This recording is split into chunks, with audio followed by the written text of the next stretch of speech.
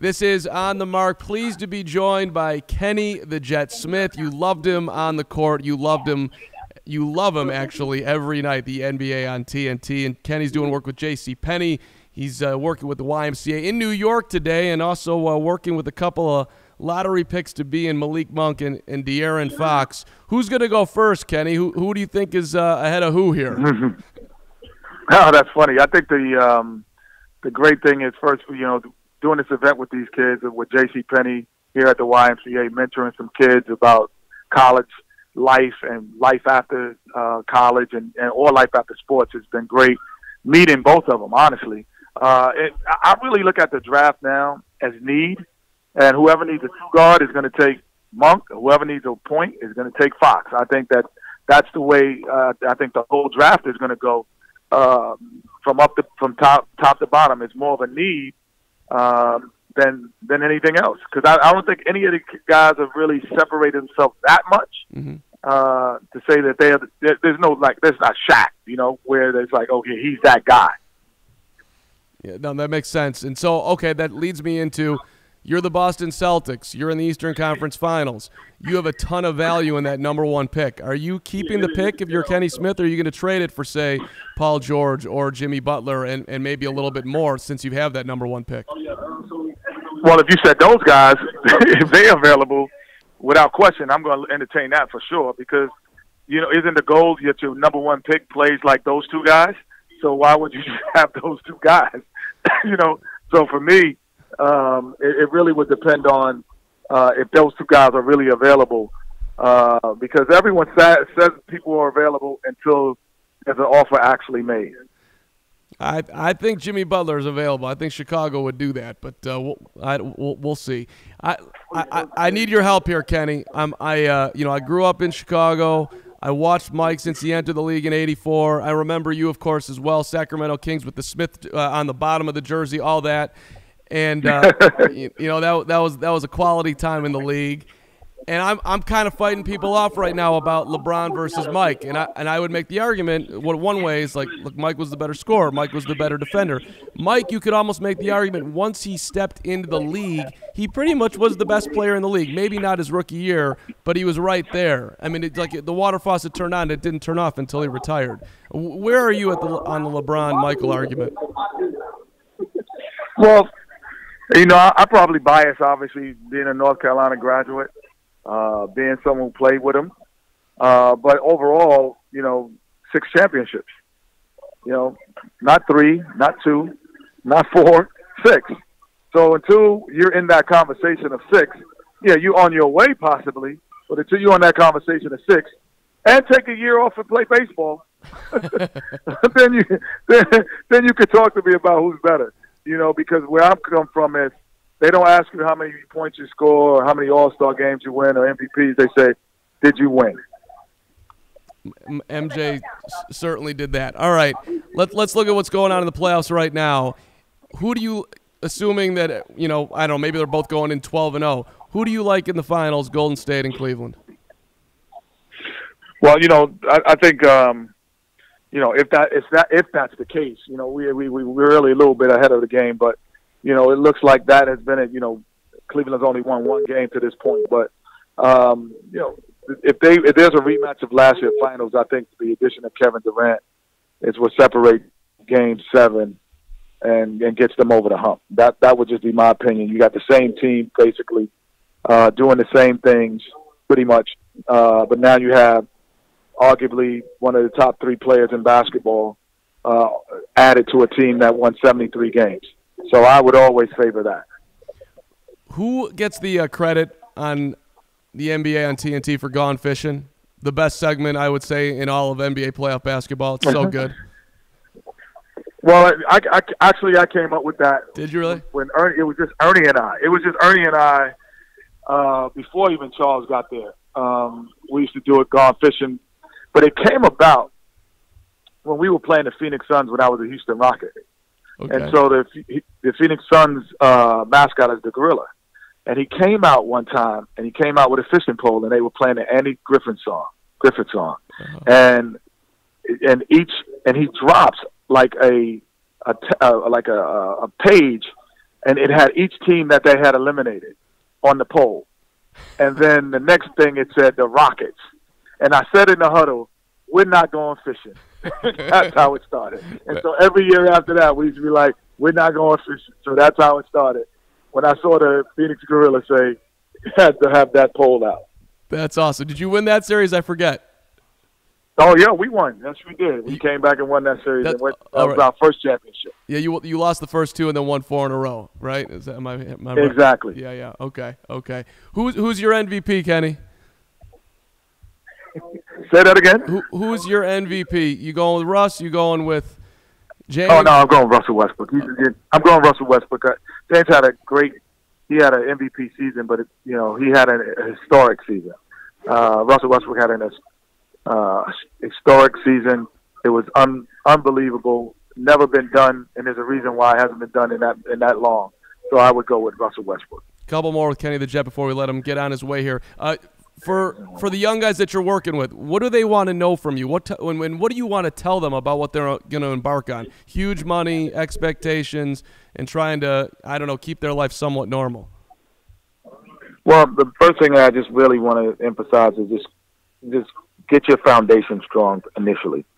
And you put your foundation strong, it's just like a house. When the wind starts blowing and the rain starts in the hurricane season, you have a strong foundation. You're going to weather that storm, and that's from a financial point. That's from a social standpoint, and it's definitely a basketball. So create your foundation today. That's the emphasis that I told them, and it's up for them to create it. But that's the most important thing. That's a solid advice right there. And all right, last one here. Mark Cuban comes out this week. The Mavs tanked at the end. We wanted to lose games. Is there anything the NBA can do, should do about that? Because it's just reality. Like, look, if I'm out of the playoffs, I want to have the highest pick I can possibly get. It's been going on forever. I don't think it's a big deal, but hearing an owner say that, that's obviously something that Adam Silver and company don't really want. Well, anytime that you try to dictate the integrity of the game, I think that you should be suspended or fined for that. Wow. In any manner. Yeah. And so, for me, when you do that as an owner, then you should be fined or suspended. And I love Mark Cuban. But for him to do that or say that he's trying to do that, well, why not do it at the beginning of the season? Because other teams are fighting for playoff spots and they're fighting for, positioning, and you're changing the integrity of the game. And so, to me, that dictates a fine or suspension. That's fair. And last one for you: does Carmelo need to get out of New York for his own sake here? And I'm to be honest, I'm baffled by Phil Jackson not doing better at his job than he's done so far, at least to this point. Well, it's going to be Carmelo or him. And then if I'm Carmelo Anthony, I have that right in my clause that I would not go anywhere I wouldn't want to go. I'd stay in New York if there was offers that I did not want to be. If I did not want to be in whatever city A, B, or C wanted me, and I didn't want to be there, I wouldn't go. That's the reason he put that in his contract, and that's the reason they allowed him to do it. Spoken like a true New Yorker, the Jet. No doubt. Because New Yorkers will love him. They'll eventually love him if he puts points on the board. Yep. Kenny, appreciate it. Great work with JCPenney, and we love watching you, man. Continued success to you. Okay, thanks. All right. And on the mark, continuing, Big Blue Nation on the line. Malik Monk, who's going to be a lottery pick in the 2017 draft, working with JCPenney. You like that Big Blue Nation, don't you, Malik? I wherever you go, I'm looking at your Twitter. Crowds are just following you. Man, crazy. I'm thankful I went there. It's going to be, like I said, Big Blue Nation, the best fan base ever, and they're going to follow me wherever I go. And if you go to Kentucky, they're going to follow you wherever you go. So thankful to be in that situation. So would you have come out after high school if you could have, or were you going to college even if there wasn't the whole one-and-done rule? That's a tough question because we had college, but I think I was going to go to college just for the experience anyway. So do you feel like, I mean, obviously you're excited to go to the NBA, but is it at least a little part of you that, hey, it would have been nice to have played a little bit longer with Kentucky? Yeah, I would like to. I always like to win a national championship, but I mean, it's just what I got to do best for my family. Best for my family and me. So that's this is the decision. Yeah, that makes sense. You got to wait when the paper's sitting right in front of you. You got to grab it. I hear that. Got to. I mean, got to. You just nothing's a guarantee. You can't be risking injury and all that type of stuff. You got to go. Man, nothing at all. How did Coach Cal help you make the decision? I know he always tells guys when it's their time to go. One of his things is he's never going to try to hold you back. He's going to try to push you, especially if you're going to be a lottery pick like yourself. Yeah, for sure. After the North Carolina game, after everything died down, after all our feelings and stuff died down, he called me, Bam, and Fox in to talk to us and stuff. And he told us we should try it out, test the water. So. Yep. Who should go higher, you or De'Aaron? That's a tough decision, but whoever needs what I can do, and whoever needs what De'Aaron can do will go first. But we really don't know how the draft will go, so we're just waiting on that moment. Well, who wins that one-on-one matchup? Me, easily. Yeah. So if it's make it, take it to 11, what's the score for you versus De'Aaron? 11-0. I don't plan on missing. I don't plan on missing. So either you get the ball and he never touches it, or you get one stop and you never give it back. That's about it. Yeah, that's about it. No, but we had a lot of battles, one-on-one battles at Kentucky. We did like King of the Court with me, De'Aaron, Briscoe, Hamadou, and Dom, and everybody was a battle. I think everybody had like 5 or 6 every time. So we all just battled. Do you have a shoe deal yet, Malik? No, I don't yet. I don't. Okay.